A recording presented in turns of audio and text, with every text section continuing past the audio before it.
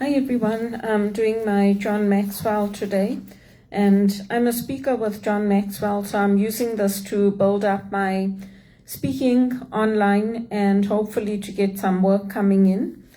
I completed the program about 3 years ago, 2021, I completed it, but it took me 3 years to complete the studies, go through all the teachings, and then get my certification and my license.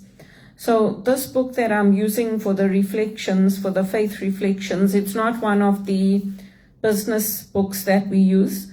I can use that and I can help people within business as well.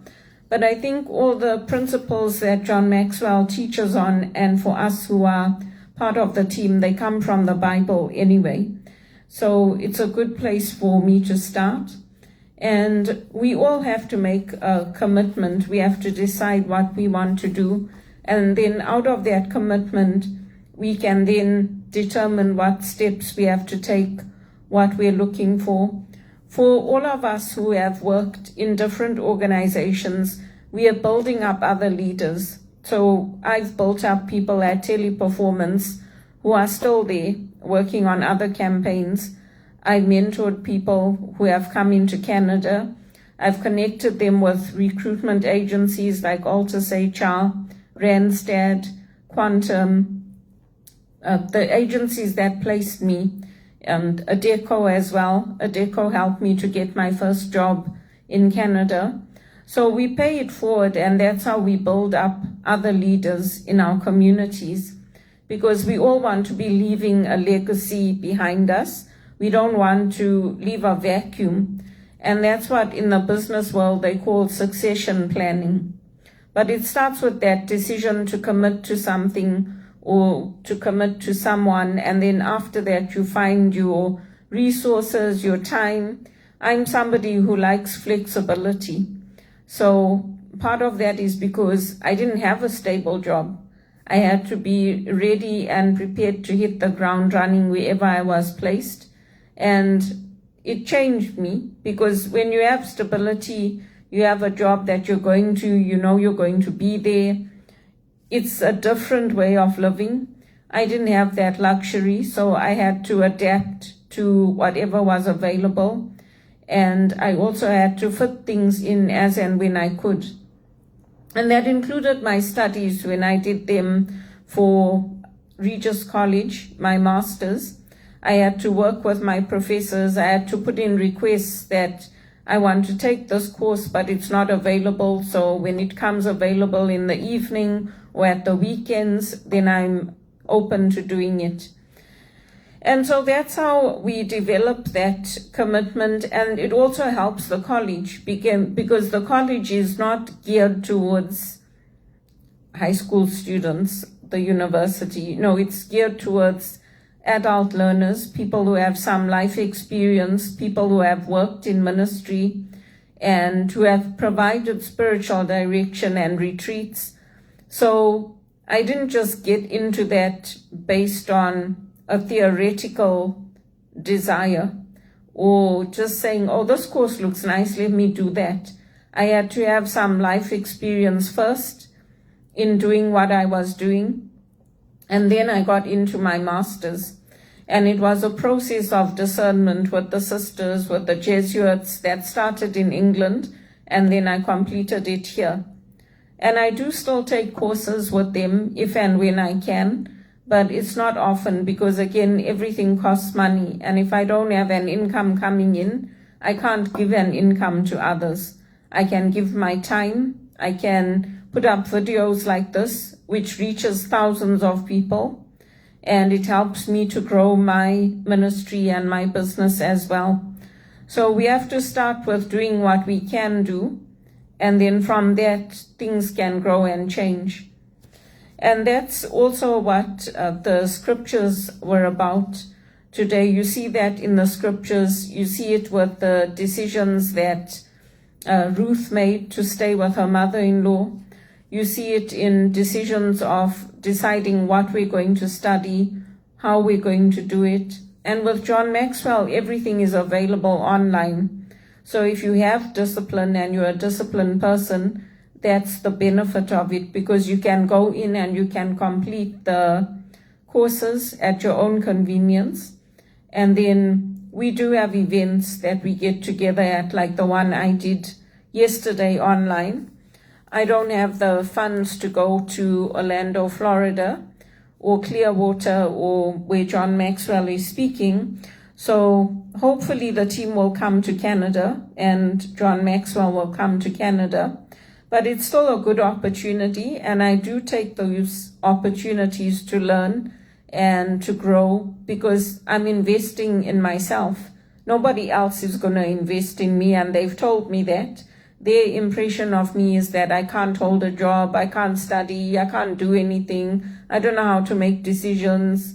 So that's their impression of me, and then you have the reality of me, which is quite different. So you have to get to know people before you judge them. If you're going off what other people are saying and you're not getting to know me, then you're going to go off the impression they are creating of me, which may not be who I am. And so that's true for today's reflection. The study guide that I'm looking at for this book, it's on servanthood. And it's on the Samaritan who stops to help. And it's Luke 10:25 to 37. I think everybody knows this scripture about the Good Samaritan. And the reflection questions, the first one is, what was the expert in law trying to achieve in his dialogue with Jesus? What was the actual outcome? So the lawyers are looking to uphold the law, and they're looking to test Jesus on his understanding of the law, the same way that companies now, which they never used to do, but a lot of companies are making you do tests before you join them. So they're testing your English, they're testing your arithmetic, they're testing how you understood what was being said in people speaking. And culture comes into that, because the way you may understand something may not be the way that I understand something. And it's important to remember that in the workplace.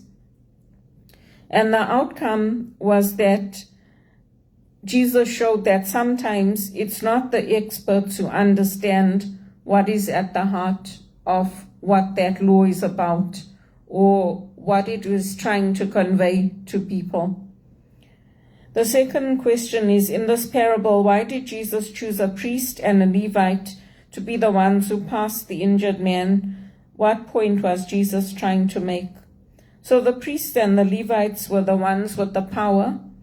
They were the ones with the knowledge. They were the ones who could have helped the injured person that was left by the side of the road, but they didn't.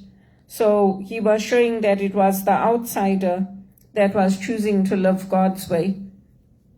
And I know for me, it's true as well. With the other day, I went, like I was telling my cousin in England, that there was a young man that I used to see, and he used to always sit and beg on the street.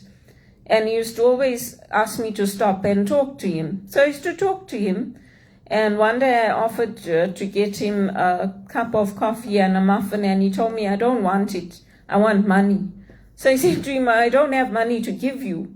If you want, I can get you a cup of coffee and a muffin. If you don't want, that's all I have to offer. So then he said, okay. So sometimes you get situations like that where it can be frightening, especially as a woman, when you're going out and you're ministering to people on the street, you're doing soup kitchens out of the cold, because I've had those situations. Because sometimes you don't know, does somebody have a mental health issue? You don't know who you're dealing with. It could be a criminal. So it helps if you're doing it with others. But again, in our society, there's been times where I'll walk past people. When I went last week, I went to the Dollarama here, and there's a cannabis store before you get to the Dollarama. So there was a guy there on the floor, and he was obviously high, and he was fighting with some imaginary thing. And I was frightened. I just walked past him. So again, it's evaluated experience of what are we going to do in that situation. I wasn't going to take a risk and stop and talk to him and ask him if he was okay. And the police were across the street. They didn't go and help him. So I was like, you know what, I'm not taking a chance. I went into the store. I got what I needed to get, and I told him there's a guy outside there. He might need some help. I don't know if you want to call the police or somebody, you can do it. So we have to evaluate in our culture what we're doing and how we're doing it and why. And then the third question, when Jesus asked the expert in the law who acted like a neighbor, the man responded that it was the person who was merciful. How much does mercy or compassion come into play for servanthood? So compassion enables us to act as we would for those we care about.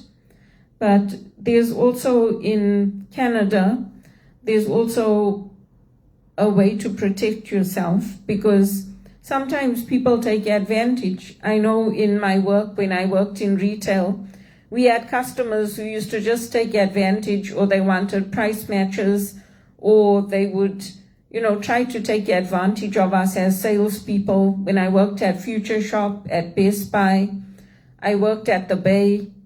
So compassion has different ways of showing itself. That doesn't mean that we let people take advantage of us, because sometimes people have the means and they have the ends to help, and they choose not to help.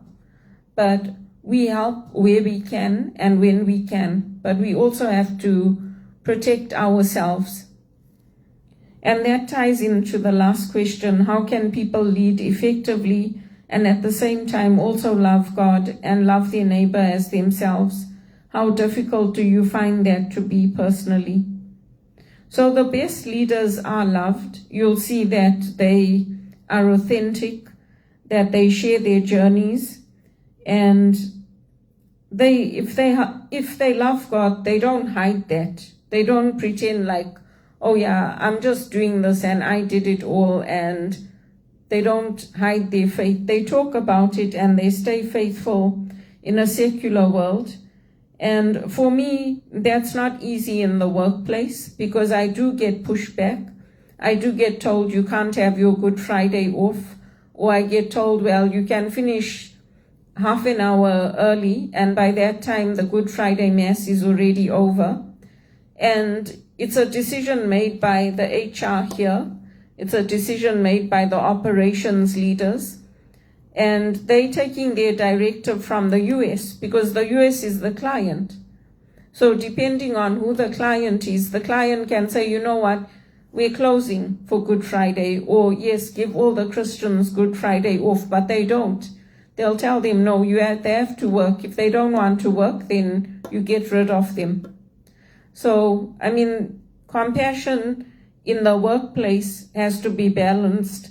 And in Canada, unfortunately, you're not getting that. If you're a Christian and you're working here, unless you're working for a federally regulated organization like the banks that close for the Christian holidays, you're not going to get it, because I'm talking about a lived experience that I've gone through. And there's many Good Fridays, Christmases, Easters where I had to work. And they're like, that's the business need.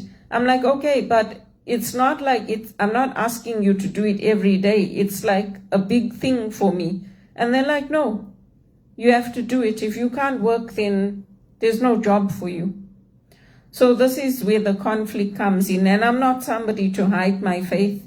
I'm not somebody to hide that, yes, I go to church when I can. I don't keep that well anymore. So sometimes it's hard for me.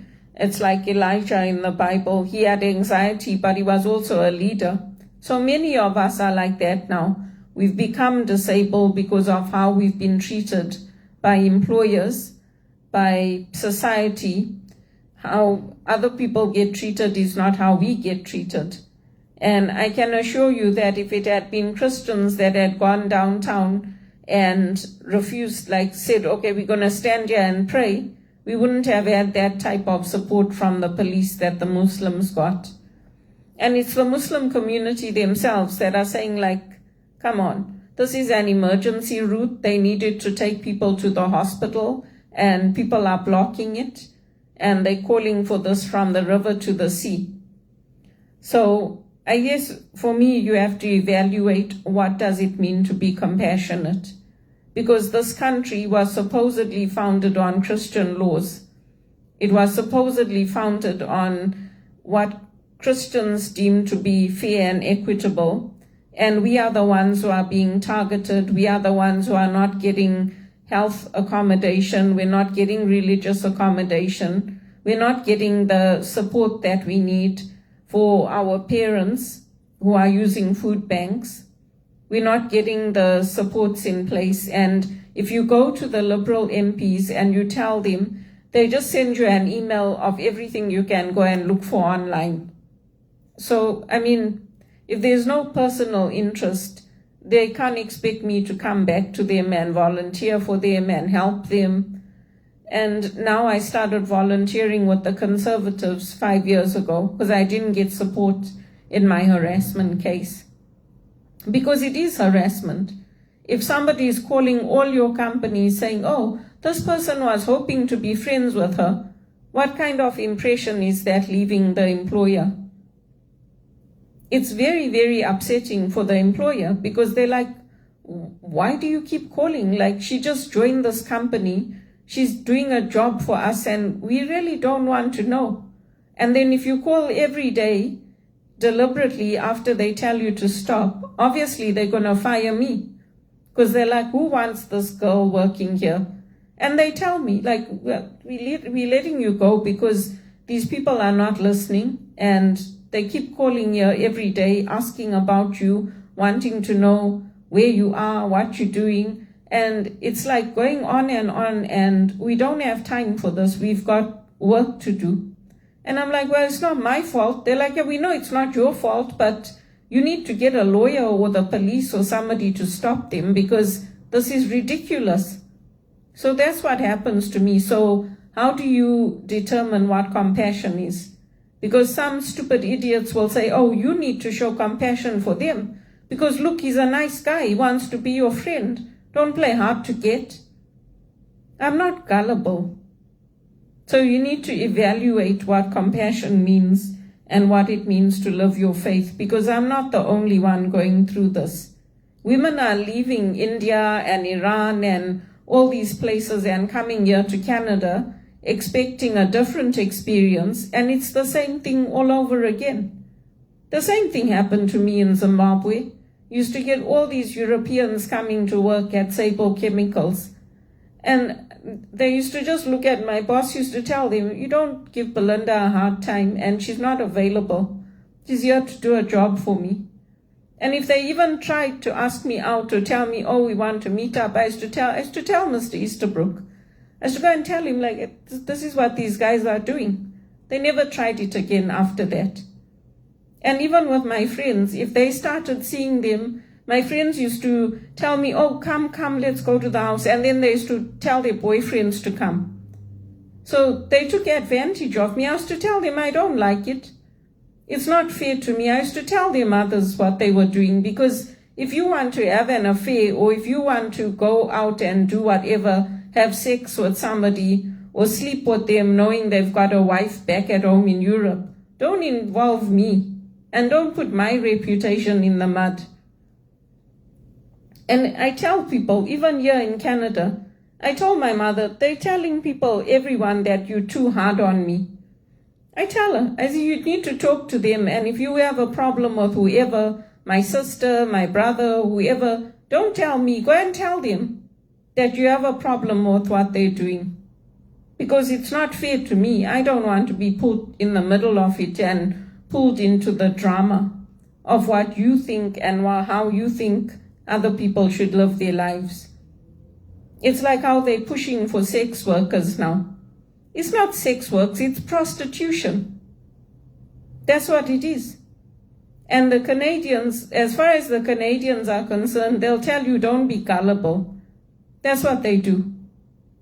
They'll push you and push you and push you until they break you. It's not like Africa where the African women are going to take you and tell you, no, this is wrong. You shouldn't do this. You shouldn't do that. Oh, don't let them take advantage. They're not going to do that. They'll take advantage of you if they can, because they're like, you know what? You came in here as an educated woman, so why should we even bother? That's what they do. You'll be very lucky if you have a good landlord or if you have good people that you're working for. Because I pushed that, because I had the education, because I trained myself. I went to university, I took the courses, I did what I had to do. And even with that, they still tried to take advantage of me. Do you think I would be earning minimum wage or I wouldn't have a job if people had supported me in my career? Of course I would.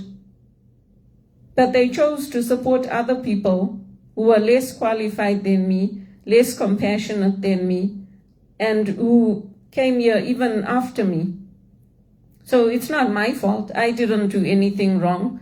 And I always tried to guide my friends, even in Zimbabwe, as to tell them, like, how can you do that? Like, don't you even care? And they're like, oh, it's okay. I'm like, no, it's not okay. But that's the difference if you're living your life as a Christian or if you're just living your life to please yourself and do whatever you want. No one said it's an easy journey. And even the scriptures today, it was about Lazarus and the rich man. Even if Christ came back from the dead to tell them the right way, and even still they don't want to change. So why do you think Canada's imploding? You think it's imploding because everybody did good and did the right thing and supported people like me who deserve to get the breaks and the rewards and have good paying jobs? No, they didn't. It's imploding for the exact opposite reason. So it's important to remember when we say be compassionate, we also have to protect ourselves a little bit, because the lawyers are only out to make money. And they're only out to test and to see, whether they can laugh at Jesus in the end. Because that's what they do to us too.